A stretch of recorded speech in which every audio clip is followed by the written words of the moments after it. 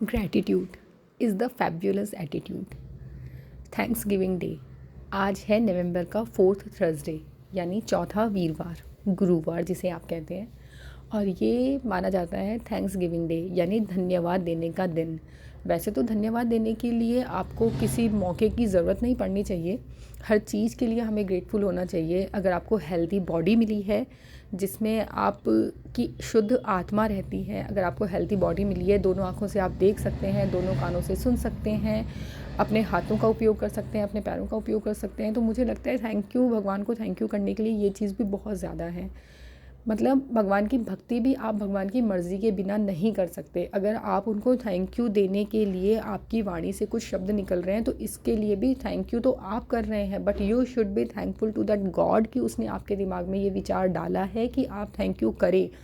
नहीं तो लोगों को इतना भी नहीं समझ में आता कि हम थैंक यू क्यों करें। थैंक यू और सॉरी इसको तो लोग अपने ईगो पे ले लेते हैं कि हम थैंक यू कैसे बोलेंगे, हम सॉरी कैसे बोलेंगे। But believe me, gratitude is the fabulous attitude. जितना आप आभारी रहेंगे किसी भी चीज़ के लिए, उतना ही आपको वो चीज़, बिलीव मी, उतनी ही वो चीज़ आपको दुगनी तिगनी होकर मिलेगी। जैसे कि अगर आप अपनी हेल्दी बॉडी के लिए भगवान को थैंक यू करते हैं कि भगवान थैंक यू, आपने मुझे इतनी हेल्दी बॉडी दी, इतना स्वस्थ शरीर दिया कि मैं ऐसा सोच सकता हूँ, ऐसा सुन सकता हूँ, आपका नाम ले सकता हूँ या सकती हूँ, तो बिलीव मी वो चीज़ आपकी इंक्रीज़ होगी। क्यों? क्योंकि इसमें आपके माइंड के थॉट्स भी काम कर रहे हैं और जैसे विचार होते हैं वैसी आपकी ज़िंदगी होती है।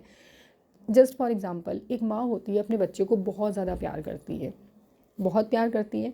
अब वो माँ अपने बच्चे के लिए कुछ बना रही है, मान लो सुबह उठते ही बच्चा रोना चालू कर देता है, तो माँ उसको गोद में उठाएगी, चुप कराएगी, इधर उधर दिखाएगी, बाहर बंदर दिखाएगी, चिड़िया दिखाएगी, ये दिखाएगी, वो दिखाएगी, कहेगी चुप हो जा मैं तेरे लिए कुछ लेके आती हूँ। बच्चे को कुछ खिलाएगी पिलाएगी और फिर बच्चे को बोलेगी अच्छा बाबा अब आप बैठो मैं ये काम कर लेती हूँ। मान लो बच्चा फिर रोना शुरू कर दे, माँ उसको फिर गोद में उठाएगी, फिर उसको इधर उधर कुछ दिखाएगी, बहलाएगी, फुचलाएगी, फिर उसको कुछ खिलाएगी, फिर बोलेगी अच्छा तुम बैठो मैं ये कर लेती हूँ। मान लो फिर बच्चा रोना शुरू कर देगा, उसको कुछ समझ ही नहीं आ रहा कि मेरी माँ ने मेरे लिए कितना कुछ किया है, अभी अभी चुप कराया है, ये वो। मान लो फिर बच्चा रोना शुरू कर देगा, तो फिर माँ क्या करेगी, फिर चलो उसको एक बार और उठा लेगी इधर उधर। लेकिन फिर मान लो फिर दोबारा दोबारा, तो माँ कहेगी तू रोता रहे यार, मेरे को और भी तो काम है, और भी तो काम है ज़िंदगी में, इसका तो नेचर ही ऐसा है। एक दो दिन में क्या होएगा, माँ को आदत पड़ जाएगी, रोता रहेगा बच्चा, तो माँ भी इस चीज़ के लिए हैबिचुअल हो जाएगी। सेम सेम टू सेम इसी तरीके से हमारा भगवान होता है, हमारा यूनिवर्स होता है। हमारे पास जो भी कुछ है अगर हम उसके लिए ग्रैटिट्यूड शो करते हैं तो भगवान को बहुत खुशी होती है। लेकिन मान लो हमारे पास स्वस्थ शरीर है, फिर भी हम कि हर चीज़ की शिकायत कर रहे हैं, भगवान आपने तो मुझे ये नहीं दिया, मेरे पास तो पैसों की कमी है, मेरे पास तो नौकरी की कमी है, मेरे पास तो ये नहीं है, मेरे रिलेशन्स अच्छे नहीं है। तो भगवान कहेंगे जो दिया है उसको तो थैंकफुल तुम कर नहीं रहे हो, और जो नहीं दिया उसकी तुम शिकायतें करे जा रहे हो। एक दिन शिकायतें करोगे, 2 दिन शिकायतें करोगे, एक हैबिट हो जाती है। 90% लोगों की ये हैबिट है कि वो अपनी ज़िंदगी की हर चीज़ के लिए कंप्लेंट्स करते हैं। और कंप्लेंट्स ये नहीं कि आप मुंह से बोल के कंप्लेंट्स करते हैं कि ये नहीं हुआ, ये नहीं हुआ। किसी से बात, मान लो वो किसी से जिक्र भी ना करें, लेकिन उनके मन में हमेशा कोई ना कोई कमी खलती रहती है। वो कमी खलना ही बताता है कि आप कंप्लेनिंग कर रहे हैं, आप कंप्लेंट्स करते हैं कि मेरे पास ये नहीं है, मेरे पास ये नहीं है। नहीं, अब वहीं अगर वो बच्चा खुश रहे, मान लो सुबह उसकी माँ ने उसको उठाया, हंसते हुए बच्चा उठा, चाहे कितना भी छोटा या कितना भी बड़ा बच्चा हो, उसको माँ ने इधर उधर दिखाया, कुछ खिलाया और बिठा दिया। अब वो बच्चा खेले जा रहा है तो माँ काम करती रहेगी, आके उसको 2 मिनट प्यार करेगी, कितना प्यारा बच्चा है, खेलता रहता है। फिर माँ थोड़ी देर काम कर लेगी, फिर आके उसको प्यार करेगी, और वो जो जो भी खाना चाहता है माँ के दिमाग में आएगा चलो ये और दे देती हूँ, ये और दे देती हूँ। और वही बच्चा रोता जा रहा है तो माँ क्या सोचेगी, अभी इसको चुप हो जाने दो, फिर दूंगी, अभी जैसे जाऊँगी मेरे चिपक जाएगा फालतू में। ऐसा होता है ना।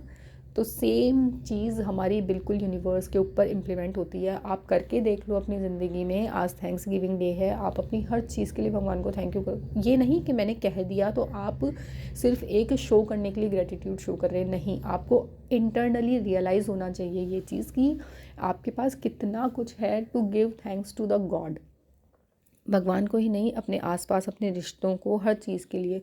पता है इस दुनिया में कितने लोग ऐसे हैं जिनके पास माँ नहीं है, कितने लोग ऐसे हैं जिनके पास पिता नहीं है। अगर दोनों हैं तो उनसे उनकी बनती नहीं है, अगर दोनों नहीं हैं तो घर में कोई पूछने वाला नहीं है, किसी के पास भाई नहीं है, किसी के पास बहन नहीं है, किसी के पास घर नहीं है, किसी के पास कपड़े नहीं है।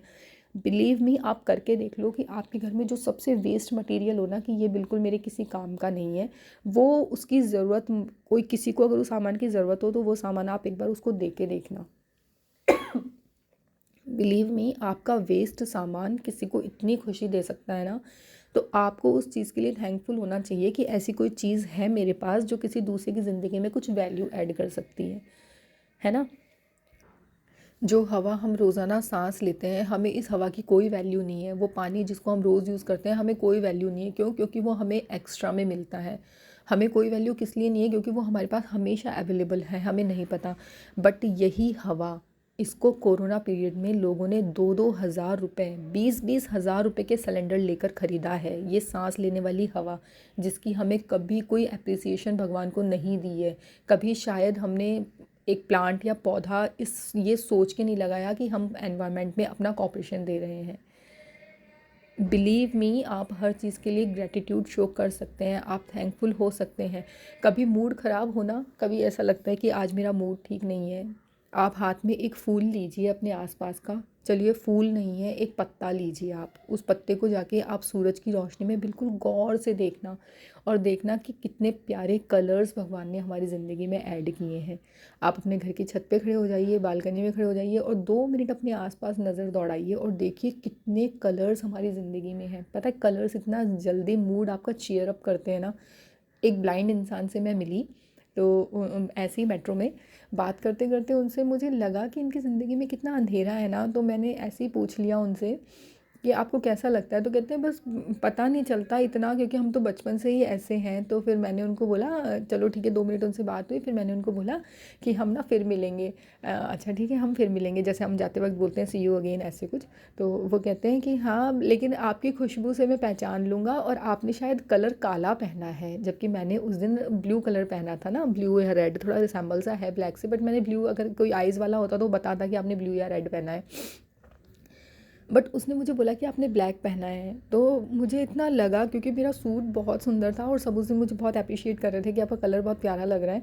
तो मतलब मुझे इतना लगा कि यार कितना, मतलब कलर्स कितने ब्यूटीफुल होते हैं, ये लोग उस कलर को भी नहीं देख पाते हैं। तो आपको नहीं लगता हमें अपनी आइज़ के लिए भी भगवान को थैंकफुल होना चाहिए? कितनी मतलब लोगों की आंखों में दिक्कत होती रहती है, लेकिन लोग कभी उसका इलाज नहीं करवाते, क्योंकि उनको ये पता ही नहीं है कि उनको क्या कीमती चीज़ किस हद तक कीमती है। ये चीज़ जिनके पास नहीं है ना, वो देखो एक आंख का ऑपरेशन करवाने में कितना पैसा लगता है। जब पैसा लगता है ना किसी चीज़ का, तो हमें रियलाइज़ होता है कि हाँ यार, इस चीज़ की वैल्यू है। लेकिन जब तक पैसा नहीं लगता, तब तक हमें पता ही नहीं कि इस चीज़ की क्या वैल्यू है। बिजली का बिल हम जब देते हैं ना, तब हमें पता चलता है कि बिजली कितनी महंगी है। और ये जो सनलाइट है, जो बिजली एक कमरे में आपको रोशनी दे रही है, और उसमें आप पढ़ सकते हैं, कुछ कर सकते हैं, और सूरज की रोशनी में आप कहीं भी जा सकते हैं, पूरे घर के किसी भी कोने में, उसका कोई पैसा हमको देना नहीं पड़ता, तो हम कभी थैंकफुल भी नहीं होते ना। Be thankful to the god for everything whatever you have in your life. Believe me, it will change you completely. Thank you so much, बहुत बहुत आभार आपका। मैं विनीता, फिर मिलूँगी आपसे।